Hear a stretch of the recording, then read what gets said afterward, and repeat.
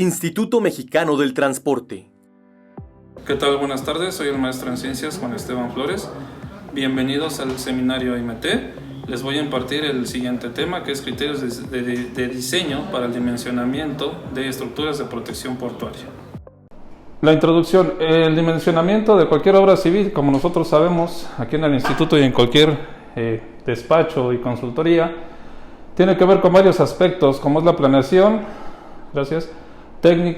planeación, aspectos técnicos, económicos, logísticos, sociales, legales,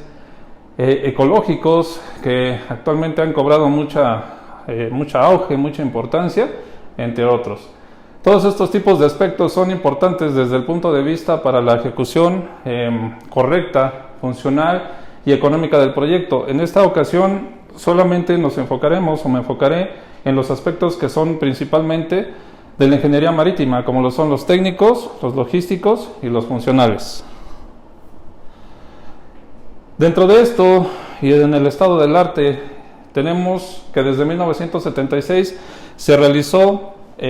un informe denominado PIANC, que es el International Navigation Association, donde se presentaba un listado de alrededor de 16 fórmulas que fueron planteadas desde 1933 para calcular el manto exterior, es decir, la capa más expuesta de los diques o de los rompeolas, como nosotros los conocemos aquí en México, de escollera. Posteriormente, a partir de esos años, un considerable número de investigadores del tema han realizado o modificado incluso las fórmulas de diseño de estos tipos de estructuras de protección, ya sean portuarias o costeras.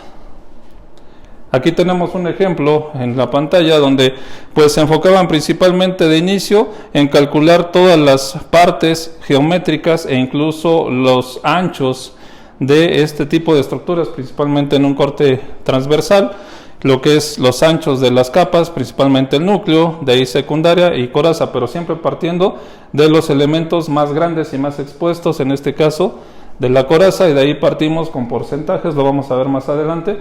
hacia calcular tanto los anchos como los pesos de los elementos constitutivos de estas capas, que son la secundaria y el núcleo, así se les llama. Se los presento para los que no lo conocen: es núcleo, capa secundaria, coraza y otros elementos funcionales y constitutivos de estas estructuras, como pueden ser muros, deflectores, dependiendo cuál es el uso, adquieren su nombre para el cual han sido diseñados. De ahí les presento esta fórmula. No sé si la estén viendo en su pantalla porque en otra se quedó la anterior, pero aquí tenemos las fórmulas que en aquel año se presentaron. No sé si me estén escuchando, si me lean. Ya está. Ok, donde se presentan las fórmulas principalmente de Iribarren, de Norwich, esto en Suecia, y Iribarren en España, en Suecia Heather y en Estados Unidos Hudson. Ok, de ahí presentamos las fórmulas, pero también los coeficientes, de los cuales yo les mencionaba hace unos momentos, para calcular las capas constitutivas de estas estructuras de protección.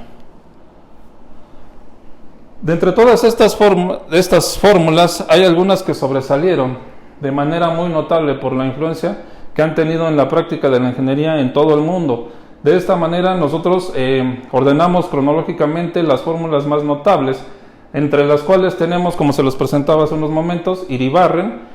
Hudson y Van der Meer, más actualmente. De estas tres fórmulas están relacionadas intrínsecamente, es decir, se relacionan cronológicamente con respecto del primero hasta el último, como se los acabo de mencionar, e inversamente proporcional. ¿Por qué? Porque el tercero o el más reciente, como les decía, que es Van der Meer, se dio a la tarea de estudiar y analizar la más anterior, que fue la de Hudson, y Hudson a su vez hizo lo mismo con las fórmulas de Iribarren, las fueron afinando, es decir, en sus coeficientes, como los mostré en la tabla anterior, y yéndolas afinando para que todo de acuerdo a sus estudios, que les voy a mencionar más adelante, sean las más adecuadas y las más en uso actualmente. Esto a su vez indica que ha sido entonces un producto de un sinnúmero o un gran número de estudios sistemáticos en los cuales se han hecho ensayos a escala reducida con ciertos criterios en importantes años, es decir, durante un gran número de ensayos realizados en un gran número de años, es decir, desde 10, 15 hasta 20 años tal vez, los que han sido que no han sido sencillos y que los coeficientes de estas fórmulas engloban por lo regular sus propias variables independientes, es decir, si Iribarren tomó en cuenta algunas variantes, Hudson tomó otras y Van der Meer otras diferentes que también las vamos a ver más adelante. Por lo tanto, como cada investigador ha obtenido sus variables con diferentes métodos o metodologías, es muy arriesgado emplear las fórmulas fuera del campo de estas situaciones que están cubiertos por los ensayos que sirvieron para afinar estas fórmulas, como se los he mencionado. De esta forma podemos definir como preámbulo las variantes que se observan y donde se recopilan los dimensionamientos, es decir, las características de estas obras de protección de acuerdo a la fórmula del investigador que elijamos para este propósito. Además de realizar el diseño, también tendremos que replantear o realizar diferentes tipos de estudios o trabajos de campo para hacer la recopilación de esta información para obtener las variables de la fórmula de ecuación que se elijan. En la actualidad se utilizan normalmente obras de talud o diques, según en la parte del mundo en donde nosotros analicemos, que se construyen a base de enrocamiento en capas, es decir, como se los presenté en un inicio, son capas que van desde el núcleo a la secundaria y finalmente a la coraza para proteger estos elementos, o incluso no solamente de roca en la capa más externa, sino también de elementos de concreto simple, como pueden ser cubos, tetrápodos, acrópodos, core logs, tribares, etc. En algunos casos se emplea el bolsacreto también, que consiste en bolsas de material plástico rellenas de mortero y cemento arena, es decir, se pueden tomar incluso arena del sitio, de la playa, y mezclarlo con un cierto tipo de cemento y poder nosotros adaptar este elemento para la protección de estas estructuras. Dentro de estas obras se distinguen dos tipos principalmente en su forma y composición estructural, lo que son los rompeolas, cuando se construyen en la costa para crear áreas de protección para la navegación de embarcaciones. En este caso tenemos aquí en el ejemplo los rompeolas que son pueden ser tal vez paralelos o perpendiculares a la línea de costa y se construyen ya sea en una sola parte o en un solo elemento o en pares, y para también proteger de la desembocadura de un río con la función de variar, bueno, en este caso ya son las escolleras, también se construyen a la par en batería de dos, casi siempre una a cada costado o margen del río en la desembocadura para proteger la corriente, para evitar o aumentar, esto es la corriente litoral del océano, para aumentar o evitar esta corriente, es decir, el transporte litoral, sea con asolvamiento o erosión de acuerdo a su disposición geométrica en el sitio, en lo que nosotros vamos a encontrar. Entonces el transporte litoral se deposita al interior del recinto portuario, o de acuerdo si cerramos estas estructuras, puede ser que el afluente o el gasto que se origine del río, del agua del continente, el agua hacia mar, sea más fuerte, entonces desasolve esta zona. Esta es la otra funcionalidad y por ende el otro nombre de este tipo de protección, pero en sí son la misma protección de enrocamiento o de elementos artificiales o conjugados, en las cuales podemos encontrar a lo largo de la costa. Los enfoques más recientes del dimensionamiento de un dique o talud pretenden precisar la posibilidad de falla, es decir, cuánto va a ser resistente mi estructura al embate del oleaje, que está en función de una respuesta, llamémosla en este caso G, puede ser M, X, acorde a la condición límite que se analiza. Esto es, esta condición de respuesta, esta función de respuesta está en función de la resistencia del sistema menos la sobrecarga del sistema. ¿Qué es la sobrecarga del sistema? Eso es la resistencia de la propia estructura al embate del oleaje, principalmente de tormenta o de un evento importante. Por lo tanto, este valor negativo G constituye una condición de falla o probabilidad de falla,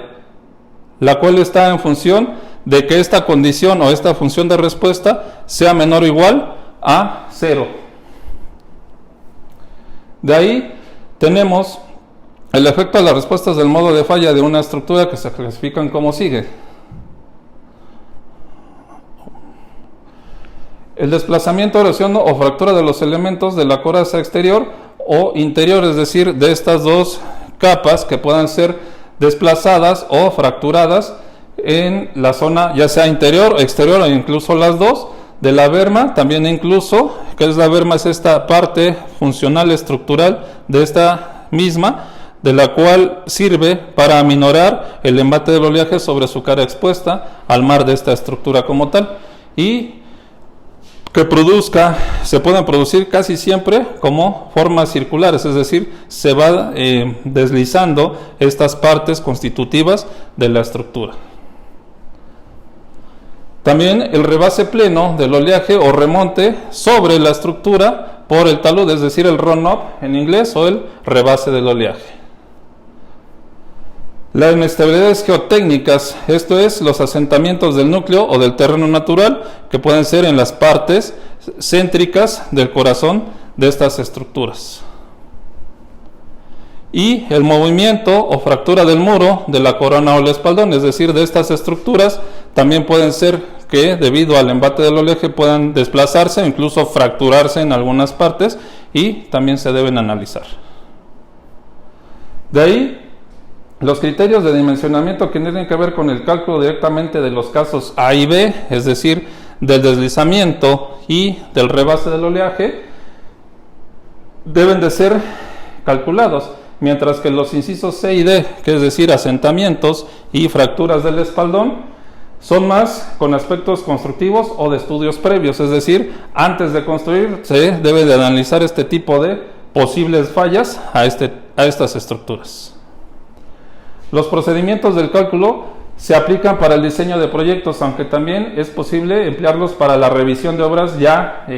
construidas, es decir, de hace años, para analizar o determinar el nivel de seguridad que se presenta, donde se desea obtener este cierto nivel de seguridad con un porcentaje de daños que se fija con la protección del proyecto, es decir, con la concepción del proyecto, Es decir, no obstante, para su aplicación se requiere una gran cantidad de información oceanográfica y valores muy precisos de observaciones realizadas en varios temporales, es decir, un amplio número de eventos registrados, principalmente extremos, como pueden ser tormentas tropicales, huracanes, ciclones, que se hayan presentado en el sitio donde se pretende analizar este tipo de estructuras, y que garantice la confiabilidad del método probabilístico empleado, es decir, se pueden emplear varios, entre ellos está Gumbel, el exponencial, Newton-Raphson, entre otros que se estudian en la práctica. Dadas estas premisas, es necesario garantizar un nivel de daños menor o igual al 5% del volumen de daño de la coraza, es decir, de todos los elementos que se desplanten y se coloquen en la coraza, en la capa más expuesta al mar de estas estructuras, no debe de sobrepasar el 5%, esto obviamente en la modelación o en el análisis, y donde se ha verificado que en el caso de elementos artificiales puede existir una variación de entre el 5 y el 10%, pero ya en los resultados reales, es decir, no tanto en la modelación, sino en el prototipo o allá fuera en la vida real. Para la determinación de las obras de protección existen dos metodologías, las cuales tienen que ver con métodos empíricos y métodos de laboratorio. Vamos a abordar el primero. Dentro de los métodos empíricos se tiene que el dimensionamiento de estas estructuras existen un sinnúmero de procedimientos basados en los resultados de los ensayos de laboratorios, como se los mencionaba hace unos momentos,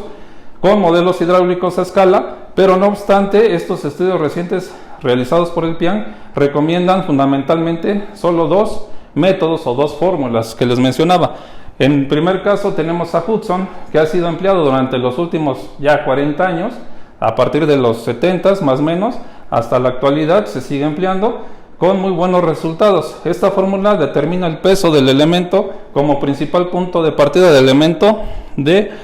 constitutivo de la capa coraza, es decir, tenemos en función varias variantes, valga la redundancia, o estas variables inmiscuidas en esta fórmula,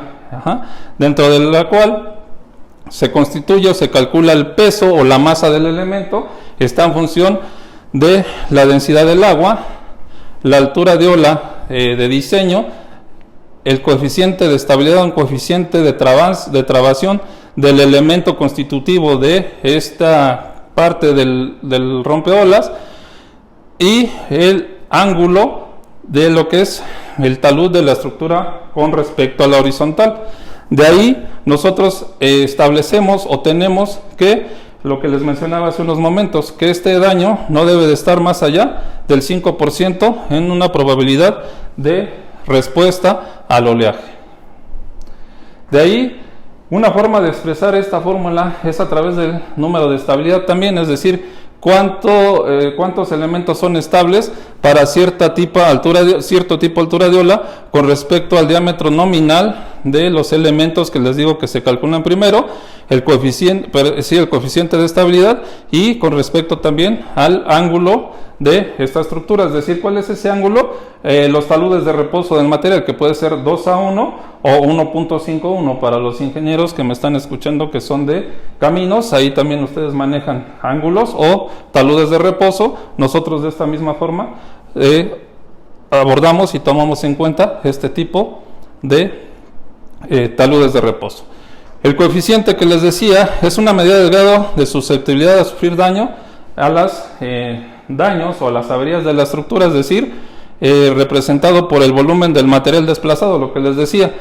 ¿Cómo se mide esto ya en la práctica o en nuestros modelos? Nosotros desplantamos cierto número de elementos, supongamos que son 3000 piezas, cara expuesta al mar. Después de un periodo de acción de el oleaje con esta cierta característica de altura de ola, metido en un tiempo de acción, cuántas piezas se movieron después de ese tiempo, y así obtenemos el número de seguridad o el número de inestabilidad o de estabilidad, es decir, cuántas piezas se removieron, supongamos 500 entre 3000 por 100, ese es el coeficiente o la estabilidad que yo voy a tener tentativamente para esa estructura con esa altura de ola de diseño, con tal vez incluso un periodo. De ahí tenemos que este coeficiente ha sido determinado para distintas condiciones de daño y diferentes tipos de elementos, como les mencionaba. Sin embargo, para estos se recomienda considerar daños menores o iguales al 5%. De esto tenemos un gran número de elementos constitutivos de esta capa, de la coraza, ojo, nada más de la coraza, incluso aquí lo dice, y de ahí cómo se van a colocar y la parte donde se va a colocar de esta estructura, cuál es el cuerpo y cuál es el morro. El cuerpo es desde donde arranca hasta cierta longitud que alcanza, y el morro es la parte o la punta la más expuesta al mar, donde va a recibir por primera vez el embate del oleaje esta estructura. Y de ahí entonces tenemos estos coeficientes que van a ser de acuerdo, tomados a esta tabla, de acuerdo a el número de capas e incluso la colocación, que si se nota aquí, casi todos son al azar, excepto de algunos que son especiales, ¿no? De ahí también se recomiendan los siguientes valores de los coeficientes de capa, de porosidad y del talud para el uso de acuerdo al elemento de la fórmula. Esto es lo mismo, nada más que aquí tenemos los coeficientes de capa, que esto no es nada más que los coeficientes de abundamiento, también para los inges que me acompañan de materiales, los coeficientes de abundamiento, los cuales tienen que ver con la porosidad, es decir, cómo se va a acomodar el elemento, qué tanta porosidad hay, y el porcentaje de abundamiento de este elemento ya desplantado en la estructura. Y los taludes que les mencionaba hace unos momentos, el coeficiente de talud, de acuerdo al talud de reposo de la estructura, que actualmente se está utilizando casi más, 1:5:1, y anteriormente este era 2:1, para alcanzar una mayor estabilidad y una mayor esbeltez de la estructura, y por ende bajarle los porcentajes de utilización de material, y de ahí reducir costos. Hudson ha sido criticado finalmente, mencionando esta fórmula, por no utilizar el periodo del oleaje. Nosotros, cuando hacemos análisis de estructuras de protección, tomamos en cuenta tres grandes variantes o tres grandes datos que nosotros obtenemos de la realidad, es decir, la altura de ola que les he mencionado, el periodo de ola y la dirección del oleaje incidente hacia la estructura. Hudson no utiliza, si se dieron cuenta en su fórmula, el periodo. Por ende, nosotros se ha hecho una gran prueba, o bueno, las pruebas que ellos han hecho, que hizo Hudson con Jackson, que avalan las condiciones del oleaje para demostrar que en el rango de 0.15 esta es una condición de oleaje rompiente, donde el peralte de la ola está dado de acuerdo a la profundidad y la longitud de la ola, que no sea menor o que sea menor a 0.5 y mayor a 0.15, esto es profundidad y longitud de ola, lo que les decía, y con una influencia del periodo del oleaje que no es importante, pero sin embargo en caso de aguas someras sí lo es. El segundo caso que recomienda el Pianch es el de Van der Meer. En su procedimiento considera parámetros no estimativos de la expresión de Hudson. Toma otras variantes, lo que les mencionaba, como son el periodo del oleaje y la distinción entre un oleaje rompiente, ondulante, que hay tres en la naturaleza. Ahorita les menciono dos, el rompiente, el ondulante, y estos utilizan estas dos últimas, las que meteorización de la siguiente fórmula, es decir, el oleaje rompiente rompe antes de llegar a la costa, hay un cierto tipo de transición que se le llama espuma y posiblemente también rompa más pegado a la línea de costa, es el tipo de oleaje rompiente o rodante, y este es el el ondulante, ondulante, en el cual la rompiente se genera junto con esta zona de transición o en esta zona de transición que es la espuma que se presenta cerca de la línea de costa. Este criterio tiene importancia debido a que la diferencia de los dos tipos de oleaje mencionados, sin embargo, las fórmulas son válidas únicamente para taludes continuos en aguas profundas localizados arriba del ascenso run-up de la ola y no garantizan resultados cuando hay cambios en el talud del fondo. Esto es, en el fondo o de la corona, es decir, que no haya transición en ninguna de estas dos secciones del estudio, por lo que en estos casos serán necesarias verificaciones con pruebas en modelos hidráulicos.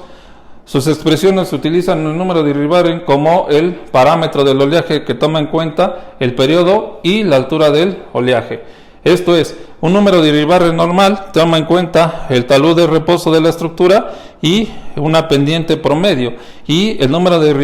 Irribarren crítico lo hace lo mismo, pero aquí ya toma en cuenta el periodo y el ángulo de reposo de la estructura. Donde PM es el factor de permeabilidad, que tiene que estar entre 0 y 1, las expresiones de diseño son para el oleaje tipo rodante o plunging, donde Irribarren en el sentido normal de su expresión sea menor al de Irribarren que les mencionaba en un sentido crítico,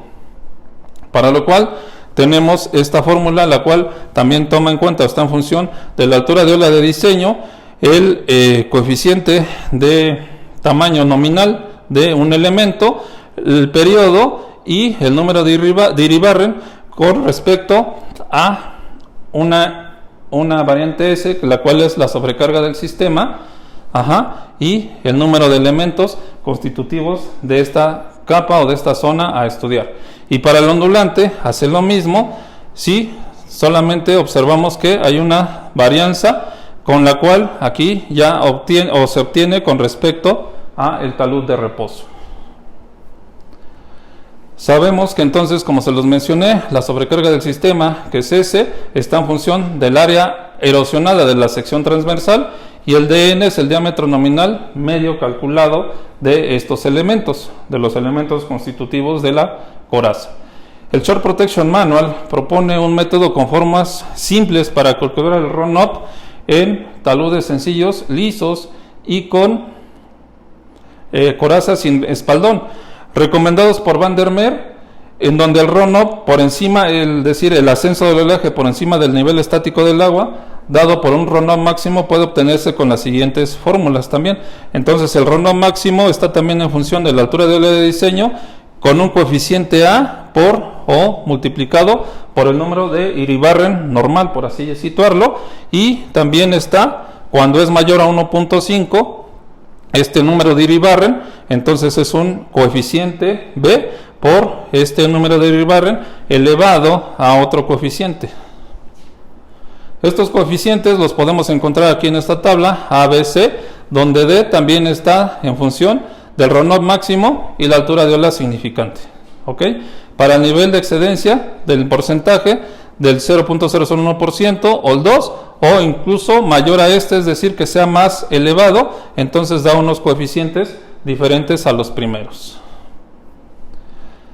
De ahí determinamos los dos parámetros básicos del rompeolas, es decir, se procede a dimensionar las demás componentes siguiendo las diferentes recomendaciones del Shore Protection Manual, como se ilustra a continuación. Es decir, también, así como Hudson, Van der Meer también determina los anchos y las dimensiones o las características geométricas de una estructura de protección, y también se basa, de acuerdo a lo que les mencionaba del coeficiente de capa, el porcentaje de material que va a existir,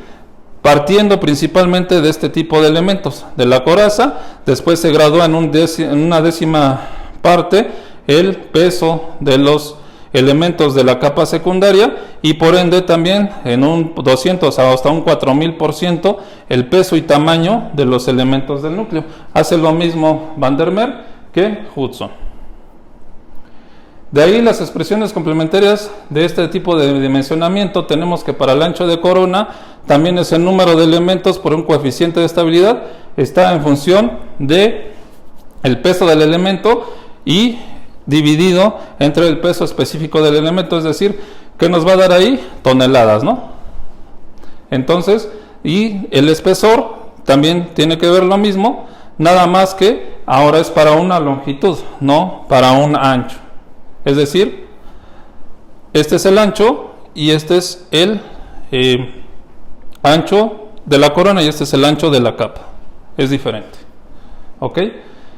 Por lo cual, el número de capas aquí para Van der Meer tiene que ser por lo menos 3. El coeficiente de acomodo tiene que ver con la siguiente tabla, y los pesos tanto del elemento como el peso del elemento específico. De ahí tenemos que también para este tipo de fórmula, aquí tenemos para el número de capas de diferentes elementos de protección de la coraza, obtiene su coeficiente de capa, que insisto, no es nada más que el porcentaje de abundamiento de este tipo de elemento que elijamos, y su porosidad, que también tiene que ver ya en el cálculo de cuántos elementos van a intervenir en toda la estructura.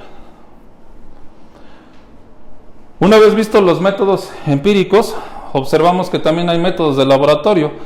que una vez definidas las dimensiones y características de estas obras de protección, tomando en cuenta la fórmula que nosotros deseemos o que nosotros tengamos que es más segura para nuestras características de análisis,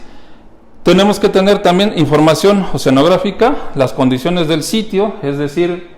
casi siempre son topobatimétricas. La disponibilidad económica, esto es en sí de cuánta importancia tenga el proyecto, la magnitud de las obras, la relevancia del proyecto, entre otros. Se procede a no construir el modelo hidráulico a escala reducida, lo que hacemos aquí en el laboratorio de la coordinación, con el objeto de verificar el diseño realizado o, en su caso, efectuar las modificaciones pertinentes. Esto es, los métodos o los modelos de análisis se basan en dos tipos. El primero es de 2 dimensiones o en canal de olas, y el segundo de 3 dimensiones o en tanque de olas. ¿Por qué los de 2 dimensiones solamente en canales? Bueno, obviamente por la disponibilidad del espacio que tenemos para hacer el análisis, y ya de 3 dimensiones en tanques de olas porque tendremos más espacio para hacer este análisis. En el primero, en el de 2 dimensiones, consiste en la reproducción a escala de la sección de la estructura a estudiar. Es decir, una cierta porción que a nosotros nos interesa estudiar, tanto del cuerpo o del morro, o incluso de las dos, la representamos en un canal y colocamos por lo general todo como se representa o como se construye en la realidad, es decir, nada más a volteo y al azar, como lo vimos en una tabla, cómo se colocaban los elementos, para generar las distintas condiciones de oleaje requeridos del sitio para verificar el diseño y estabilidad de esta estructura. Y de 3 dimensiones, de la misma forma, nada más que en una mayor extensión, una mayor longitud, e incluso pueden ir las dos partes que les mencionaba en un inicio de la ponencia, que puede ser tanto cuerpo como morro, unas partes representativas, para analizar así el comportamiento ya ligado y en uno solo de las dos partes constitutivas principales de esta estructura y poder analizar así también la estabilidad. E incluso en los modelos en tercera dimensión también pueden ser sistemas portuarios. Esto no es solamente ya para analizar la estabilidad estructural, sino también para determinar la operatividad anual. Un sistema portuario se representa en su totalidad para hacer esto, es decir, áreas de agua, áreas de tierra, que no son nada más que canales de acceso, dársenas, y las áreas de tierra, que son los rompeolas, los muelles y todo lo que tenga ahí comprendido el recinto portuario, todo en un sistema para analizar en conjunto la agitación al interior de este sistema y nosotros poder así determinar cuánto tiempo va a poder operar, ojo, nada más con oleaje, nuestro sistema portuario. De ahí finalmente, una vez definidos los métodos explicativos y los determinísticos, tenemos las dimensiones y características de una o más alternativas de obras de protección. Como les decía, puede ser un rompeolas o dos rompeolas o dos escolleras, de acuerdo a donde yo la tenga que desplantar y colocar para proteger un recinto portuario, una franja litoral de tierra, y así poder determinar la operatividad del puerto y el costo obtenido para cada alternativa de estas obras. Es decir, no solamente yo pueda analizar una longitud de un rompeolas o dos longitudes, sino puede ser una variante. ¿Para qué? Para nosotros poder así optimizar el costo con respecto a la longitud de estas obras de protección. Es decir, con una protección óptima de un rompeolas, la longitud máxima va a ser más costosa. Entonces tenemos que encontrar un cierto parámetro, una cierta media en la cual yo localice dónde está este punto medio entre la inoperatividad que se va alcanzando de acuerdo a la longitud. Aquí es mucho mayor y aquí es mucho menor. Con mayor longitud del rompeolas la inoperatividad es menos, pero el costo es mayor. Entonces yo puedo encontrar un punto medio, un punto óptimo donde yo alcance un gasto mínimo o un costo mínimo de mi obra con una longitud de rompeolas ponderada y también una operatividad ponderada de mi rompeolas, y finalmente yo les pueda garantizar o darle alternativas de longitud de rompeolas, gasto y operatividad a mi contratante, a mi empresa contratante, para que ellos decidan ya en su determinado momento si con 1500, 1800, 2000, supongamos, metros de rompeolas con una operatividad del 5%, 7%, 8% y un gasto desde, no sé, 100 millones, 200, 300 millones. Ya ellos dependerá cuál es su monto que tengan para ejercer y para construir la obra y cuánto quieren construir de acuerdo a lo que yo les haya analizado y dado como puntos finos y determinísticos en mi estudio de modelo hidráulico. Sin más, hasta aquí llego, ofrezco mi bibliografía, agradezco su atención, muchas gracias.